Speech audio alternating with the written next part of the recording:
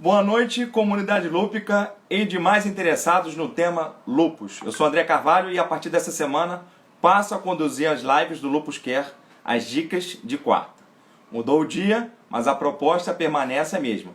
Trazer a cada semana profissionais de ramos diferentes para, durante uma hora, a limitação das lives do Instagram, falar sobre saúde, bem-estar, maquiagem, decoração, empreendedorismo e por aí vai. Para iniciar essa nova fase, o Lupus Care convidou a psicanalista Regina Barbosa, que vai falar sobre os efeitos da pandemia em nossas vidas. Então vou trazer aqui a Regina, aqui, vou esperar ela entrar. Enquanto isso eu vou acenando para a Tatiana, para a Vilma. Vamos lá, Cristina, todo mundo que está participando aqui da live, que está aqui conosco. Vamos lá. Esperar a Regina aparecer aqui, para a gente poder trazer aqui, para poder falar sobre esse tema, que é um tema bastante importante, é um tema de relevância, um tema bastante atual, né, e que aflige a todos. E como a gente está o canal aqui específico para os lúpicos, a comunidade lúpica e os demais interessados, a gente acredita e tem plena certeza e convicção de que vai ser importante para todos, né? Entrar aqui, vamos voltar, aguardando aqui a Regina. Trazer aqui Regina, tá chegando aqui Regina agora.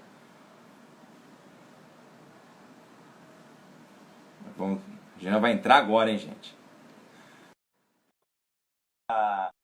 Da modernidade, né? Essas questões de conexão, questões de utilizar recursos novos, a gente acaba tendo algum problema. A gente aqui, a Regina vai entrar, está entrando. Vamos só aguardar a condução, né? O Uber eletrônico tem dessas. Então a gente aguarda mais alguns instantes. E assim, quem tiver interesse em fazer perguntas, com o Instagram é complicado, né? Passa muito, e outras mídias é mais fácil a gente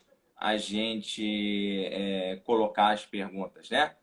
Vamos de novo aqui trazer a Regina. Enquanto eu venho aqui o nosso Uber virtual. Opa! Boa noite, Regina. Já está fazendo as vezes da casa aqui, fazendo a introdução ao tema. Enquanto você estava pegando o Uber virtual. E às vezes o Uber virtual tem problemas. Mas, André, boa noite. Você está me vendo, André? Você está me vendo? Não só eu, como eu todos não os... Olha só, relaxa.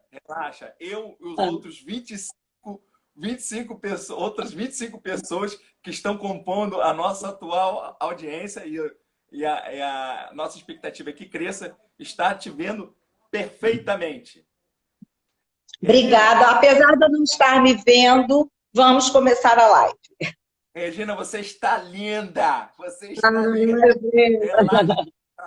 Olha só, o importante, além da sua figura, é o teu conteúdo que você vai trazer. E a gente já abre falando assim, quais são os efeitos da pandemia para a vida, né? A gente vai aproveitar o título e já joga o primeiro questionamento. Olha, eu acho que eu começaria falando, especialmente, primeiro, boa noite. Boa noite, André, boa noite a todos. Desculpa pelo atraso. Eu acho que são essas questões tecnológicas que estamos vivendo e é disso que se trata, né? Na realidade, eu começaria falando da pandemia. a pandemia, eu vou pegar emprestado uma frase de um psicanalista que eu admiro muito, Joel Birman, que numa das lives dele, ele colocou o seguinte, que a pandemia é uma mudança civilizatória do século XXI, assim como foram as guerras no século XX. Então, a partir da pandemia, como uma mudança civilizatória, a gente supõe que ela tem efeitos, né? E os efeitos são muitos. E quando nós falamos de efeitos, a gente tem que pensar em dois pontos de efeito. Os efeitos como resultados conclusivos e os efeitos como impacto, como repercussões. Então, como resultado, como uma conclusão, eu diria que o pior e o maior avassalador efeito é a quantidade de mortes que nós estamos vivendo, e isso desde fevereiro, março, exatamente quando se iniciou a pandemia. E é interessante quando eu falo quantidade, porque entra nas nossas casas números, estatísticas. E é como se nós, de alguma forma, entre aspas, esquecêssemos que atrás desses números tem vidas, tem histórias. Então, eu considero realmente o efeito mais avassalador é a questão da morte, né? Mas junto com a morte, né, vem também o medo, que está nos tomando o medo vem nos tomando desde também deste período. E a gente sabe que o medo ainda não passou, né? Para algumas pessoas podem ter diminuído, mas normalmente o medo está aí nos rondando.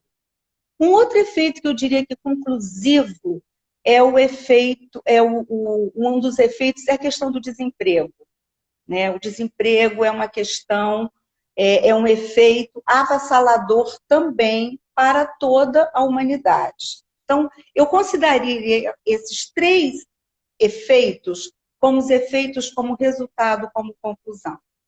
Mas temos aí as mudanças que a gente pode falar daqui a pouquinho também sobre como os impactos, né? Tá, Regina, vou fazer uma pergunta em cima da sua primeira resposta. Claro, claro. Você citou o desemprego, três consequências: o desemprego, o medo e qual foi o terceiro? Morte. A A morte. morte. Vamos lá. Dentro desses três, o que está mais ao nosso alcance da gente tentar segurar é o medo.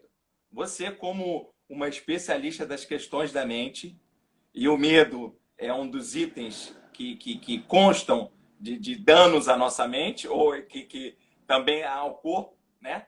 Como é que a gente pode fazer para, se não deter o medo, pelo menos controlar diante deste quadro que é de uma instabilidade? A gente não tem certezas, tanto de cura quanto de estar mais livre efetivamente. Como é que a gente pode lidar com esse medo? Olha, eu gostei mais do lidar. Gostei mais do lidar do que o controlar e o deter. Não há controle real sobre as nossas emoções, elas estão aí. Eu penso que nós fomos convivendo e fomos lidando com o medo, e continuamos lidando. Eu acho que o tempo todo dessa live eu vou usar muito o tempo do gerúndio, porque a gente não pode muito falar do passado, e é da ordem da impossibilidade de falar do futuro. Então, temos que lidar com o medo. E muitas coisas têm nos ajudado a lidar com o medo, né? Eu penso que a imprensa tem contribuído muito com algumas informações, eu não vou dizer que estão no nível, se são de mais ou são de menos, mas são informações. As trocas com as pessoas, a tecnologia. Então, nós estamos num outro momento da civilização. É como viver, é um outro medo. Não que a gente não tivesse medo da morte, não que a gente não tivesse medo da doença, mas a pandemia é de uma outra ordem. Então é disso, acho que é lidar com medo, tá, André? Uhum. E eu costumo dizer o seguinte, eu ia falar sobre a questão da imprensa, né?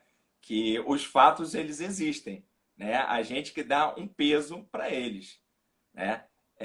Sim. E a gente vivia, antes mesmo da pandemia, a gente vivia um momento de ruptura tecnológica, similar à Revolução Industrial. Então, a gente já pegou em sequência momentos de ruptura forte. E esse é uma ruptura ainda maior. Regina, eu cometi uma, uma, uma descortesia quando eu fiz a apresentação. Só Imagina. falei que você é psicanalista e tal. Você quer fazer a sua apresentação para as pessoas contextualizarem, porque na divulgação do Lupus quer falar Regina Barbosa, psicanalista. De repente, se você queira acrescentar alguma outra informação que vai trazer uma relevância para a nossa live, esteja à vontade, senão a gente passa para frente. Acho importante, eu não posso não citar uma trajetória grande na minha vida na área de educação, né? E junto com a educação, eu não posso dizer que é a partir, mas junto com a educação, eu fui fazendo uma formação em psicanálise e houve uma época que eu trabalhava com a educação e com a psicanálise. Neste momento, foi assim que me apresentei, eu trabalho basicamente como psicanalista. Eu acho que é o suficiente. Uhum. Mas não houve descortesia, André, nenhuma. A gente sempre trabalha aqui no trazer as pessoas, né? A gente está lidando com a comunidade lúpica. Quando você tem determinadas questões, a gente precisa abraçar as pessoas, né? De forma geral. Regina, como é que a gente pode controlar? Você não chegou a citar, mas são dois elementos que em momentos bem complicados eles aparecem, que é o estresse e a ansiedade. Como é que a gente pode controlar dentro dessa situação atual de pandemia? Olha, eu vou preferir também não usar o controle. De novo aparece a palavra do controle. E acho que a gente tem que pensar um pouquinho do que é o estresse, né? O estresse é uma tensão. É tão interessante que o estresse essa palavra ele vem da física, né? É muito interessante, porque tanto estresse como tensão é quando a gente está no limite de alguma situação. Sim. E a gente escuta muito dizer eu estou estressado, né? Como é que nós nos estressamos a todo momento, a todo instante? A gente escuta as crianças falarem de estresse. Olha que coisa curiosa. Por quê? Porque tem alguma coisa que deve estar no limite para essas crianças, deve estar no limite para nós adultos também. Já a ansiedade é alguma coisa da constituição humana. Ninguém foge da ansiedade. A ansiedade está aí posta desde que nascemos até a nossa morte. A gente vai estar aí com essa ansiedade. E aí, o que fazer com estresse e com ansiedade? Não me agrada a palavra controle. Controle parece que parece não, é alguma coisa que se reprime, que se retém, que se aprisiona. E como que nós vamos aprisionar? Como nós vamos fazer isso com as nossas emoções, não é? Ninguém está dizendo para que a gente saia daí, né, gritando, berrando, jogando coisas, não é disso que se trata. Mas algo que a gente possa transformar esse estresse não em um controle, mas em algo produtivo. Então, é muito interessante que, como a ansiedade, quando ela é possível de se transformar, ela traz um resultado excelente na produção. Vamos pensar nos poetas, vamos pensar nos músicos, vamos pensar na arte. Será que essas pessoas fizeram todas essas produções light? Não. Todas essas grandes produções são frutos, provavelmente, de muita angústia, muita ansiedade. Então, o que seria de nós se não tivéssemos isso? E quanto de nós produzimos, né, no nosso trabalho, do mais simples ao mais complexo, via uma certa angústia, uma certa tensão. É aí que algo se produz. Então, eu não controlaria. Muito pelo contrário. Eu teria de ver, cada um poder ver o que fazer com isso. Me parece mais preciso.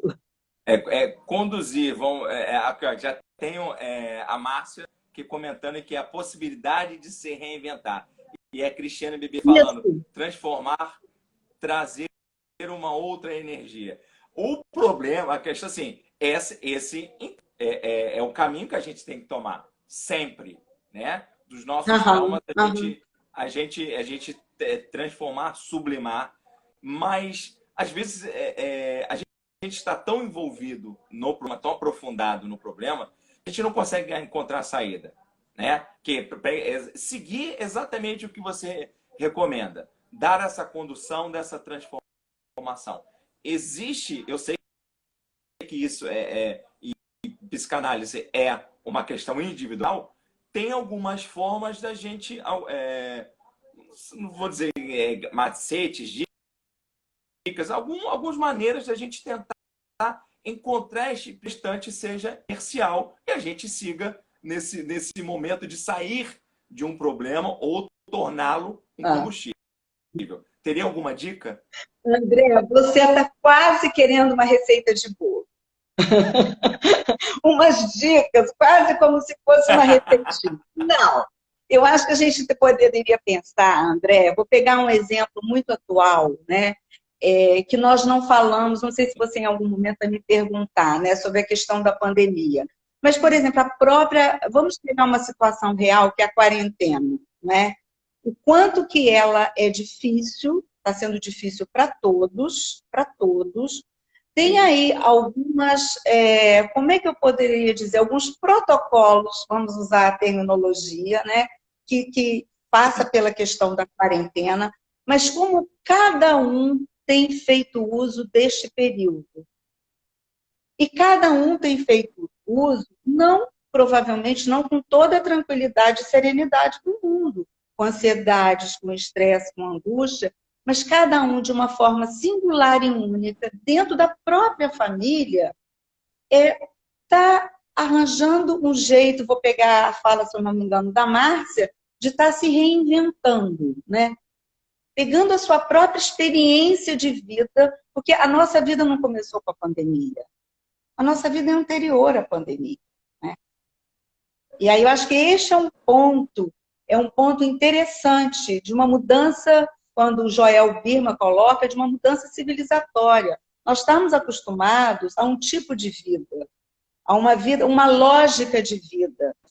E aí eu acho importante fazer mais ou menos uma linha do tempo, quando foi que nós começamos aqui no Brasil, né, a ouvir a pandemia. Eu diria que foi mais ou menos meados de fevereiro, depois do Carnaval. Como tudo no Brasil começa depois do Carnaval, nós também começamos a ouvir a pandemia pós-Carnaval, logo depois do Carnaval.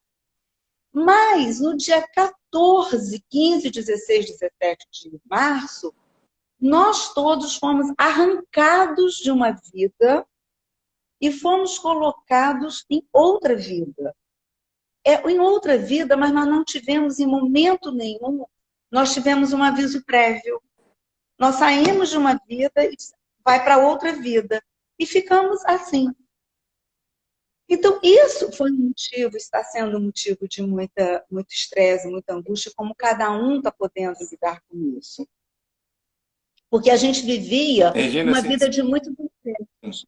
Pois não, fala. Pode perguntar. se você me permite, vamos lá, duas informações. A primeira, assim, o brasileiro costuma não acreditar muito nas coisas. Então, a pandemia, já quase uma definição de pandemia, eu acho que dezembro, que já estava confirmação como pandemia. E aí, quando você falou assim, nós fomos retirados para uma outra vida, a minha leitura é a seguinte: nós fomos reclusos a uma outra vida, porque as pessoas foram obrigadas a ficar em casa. Então, a outra vida ela passou a ser reclusa e não tirada. Sim. Ela passou a ficar presa. Nós saímos, nós fomos convidados, nós fomos retirados de uma vida, né? E que aí eu até gostaria de falar um pouquinho desta vida, quer dizer, desta vida entre aspas, parece que até uma vida eterna, né? E fomos colocados... Sim.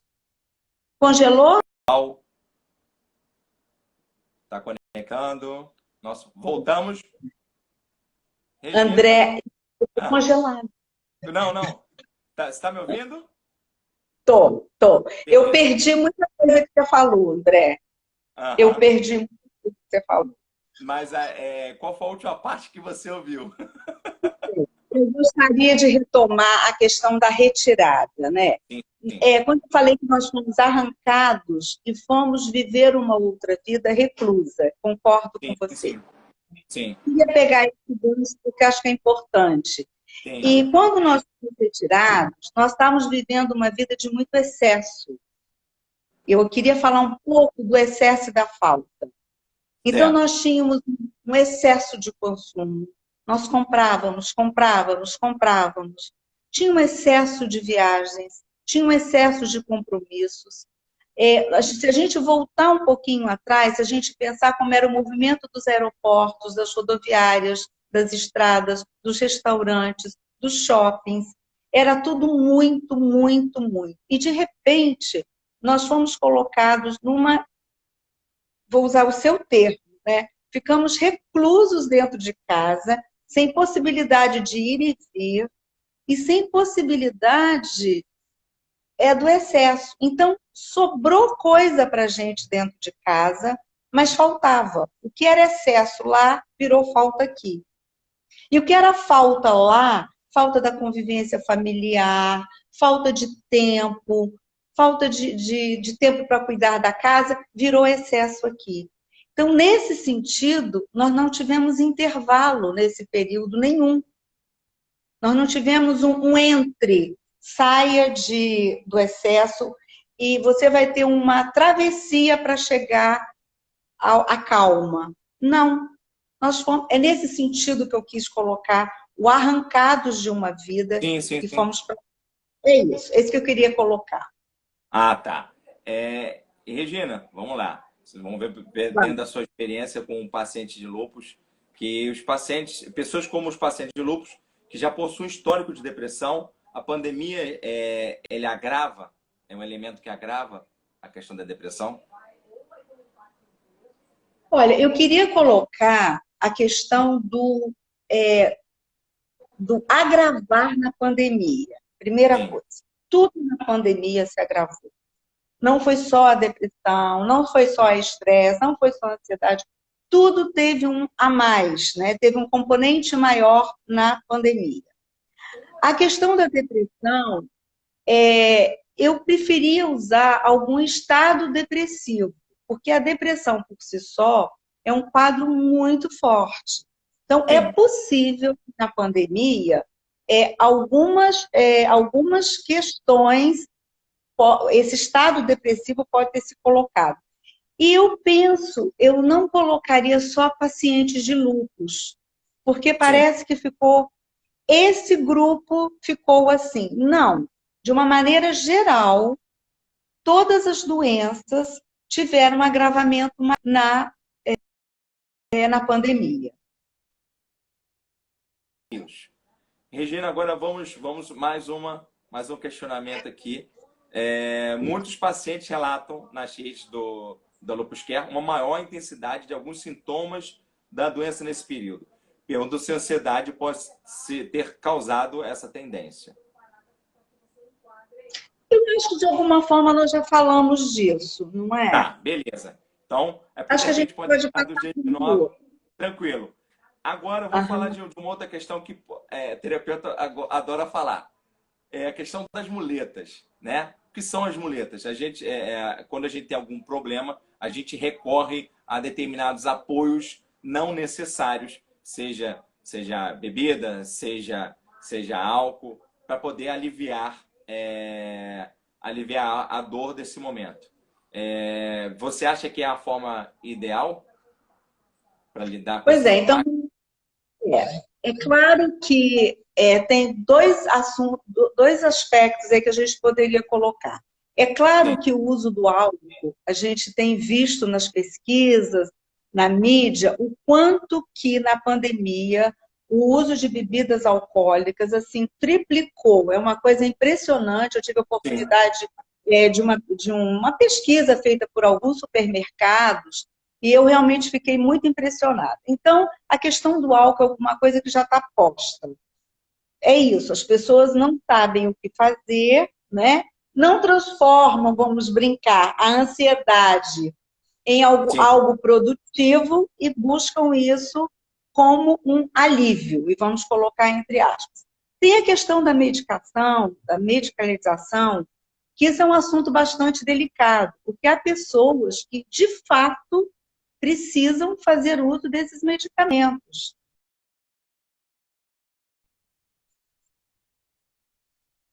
O medicamento está intenso ou não intenso, mas que aumentou neste período, aumentou. E uma outra forma de buscar um alívio, mas eu não chamaria de alívio, uma outra forma de viver seria a ajuda de profissionais, como psicólogos, analistas, onde as pessoas pudessem ter um espaço para falar deste momento de ansiedade. É claro que tem aumentado muito o número de procuras nos consultórios, muito. E vamos fazer uma observação aqui, que essas consultas todas, neste momento, estão sendo online. Porque eu diria que 99% dos profissionais estão online. Eu nem sei se seria 100%. Então, eu diria que a busca é mais saudável, né, neste momento, como uma forma dessa travessia, seria a busca de uma ajuda onde que a pessoa tivesse um espaço para poder falar das suas dores, das suas angústias, né, do seu estresse, porque não é pouco. A gente ficaria aqui 2, 3 lives falando do que essa pandemia, neste momento, está causando. Então, é isso. Como você muito bem colocou, é quase como muletas, né? E como é bom a gente poder andar sozinho, né? Sim, sim, Andar com as sim. suas pernas, né? É muito bom. É assim, o andar sozinho, sem essas questões artificiais que para dar o suporte, né? Andar acompanhado em parceria sempre. Andar com Sim. esses suportes nunca. Então andar Agora, acompanhado. quando eu falo andar sozinho, mesmo você diante de um profissional, né? Você está lá andando sozinho, sim, porque você está lá com as suas questões e está lá. Você Sim. foi e você volta para as suas pernas. A questão do álcool é de outra ordem, né? É nesse Ó, sentido que vou eu quis trazer, ó, vou colocar. trazer um comentário que eu achei interessante. A Cristiane BBC. Amei essa palavra, travessia. Pois não tem solução, tem processo, tem travessia. A outro, como a Cristiane pudesse expressar essa ansiedade para não depositar em algum vício. Vou puxar mais algum comentário aqui. Ah, então vamos dar sequência, que os comentários são bons e a gente traz a nossa audiência para participar, Sem dúvida, porque sem dúvida. a gente depende delas, né? Você falou tecnologia no início. Ela está ajudando ou está atrapalhando? Porque Eu digo, as pessoas às vezes ficam muito em cima e esses estímulos eletrônicos podem também trazer problemas. Mas nesse caso específico de pandemia em que as pessoas ficam presas, ficam presas? A relevância da tecnologia nesse processo?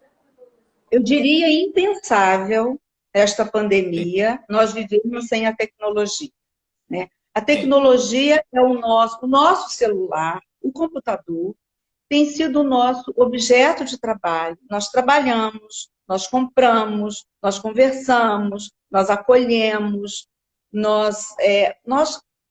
a tecnologia está a nosso serviço. Eu fico pensando como é que foi a gripe espanhola, em 1918, sem isto. Então, eu diria que a tecnologia, agora, é claro, se a gente for pensar, né, na tecnologia, deixar uma criança, não sei quantas horas no computador, e mesmo na pandemia, na internet, isso é outra coisa. Mas pensando na tecnologia, Uhum. os benefícios que ela está trazendo para nós, é incalculável, né? Acho que eu resumiria dessa forma: impensável ter a pandemia sem a tecnologia. Impensável.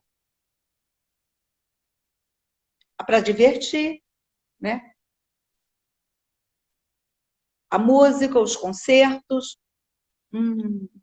Para as pessoas entrando aqui novamente. Regina, estamos de novo com o som De novo. tranquilinho. Ó, você falou da tecnologia ou ela se apresentando.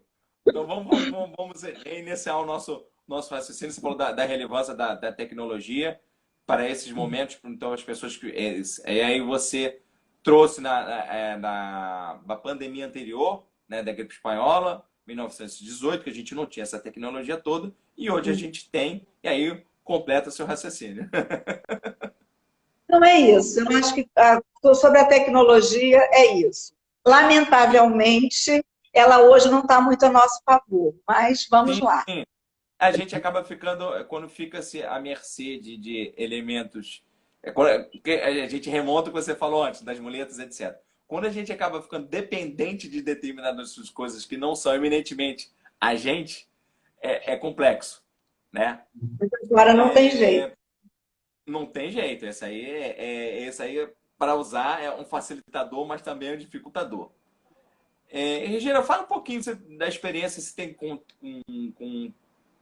pacientes de lúpus, a comunidade lúpica. Qual a sua experiência com eles? Você passar para quem está nos acompanhando. Olha, eu gostaria de falar da minha participação no Instituto Lupus Care, né? Sim.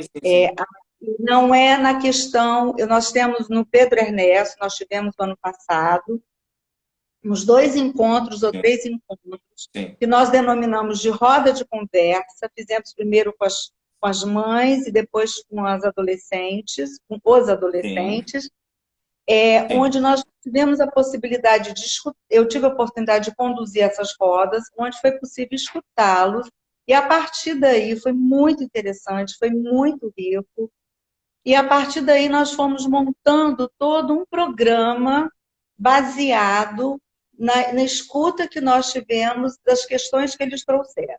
Então, a minha experiência com o grupo de lúpus é através do Lupus Care no Instituto Pedro Ernesto.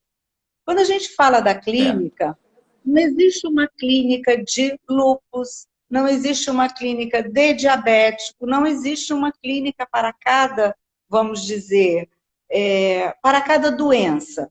Existe quem vai procurar uma clínica é a pessoa, é o sujeito que vai procurar. O que tem na história desta pessoa é disso que se trata. A gente não vai tratar uma pessoa porque está com lúpus. Não. O lúpus vai aparecer na fala daquela pessoa. Então, acho importante colocar isso, para não ficar um estigma, né? Parece que tem uma clínica disso.